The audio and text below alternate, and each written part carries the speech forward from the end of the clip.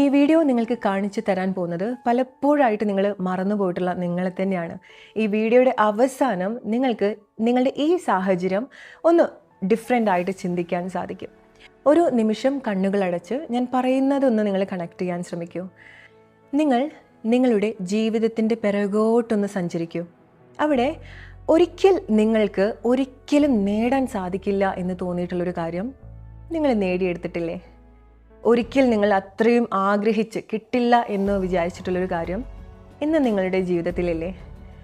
ഒരു സമയത്ത് വളരെ ഇംപോസിബിൾ എന്ന് തോന്നിയിട്ടുള്ളൊരു കാര്യം നിങ്ങൾക്ക് പോസിബിളായിട്ട് തോന്നിയിട്ടില്ലേ? നിങ്ങൾക്ക് വളരെ പേടി തോന്നിയിട്ട് ചെയ്യാതിരുന്നൊരു കാര്യം പിന്നീട് നിങ്ങളതിൽ ചെയ്ത് നിങ്ങളതിലൊരു എക്സ്പേർട്ടായിട്ടില്ലേ? ഒരു സമയത്ത് നടക്കാത്തൊരു കാര്യം മറ്റൊരു സമയത്ത് പെർഫെക്റ്റായിട്ട് നിങ്ങളുടെ ലൈഫിൽ സംഭവിച്ചിട്ടില്ലേ?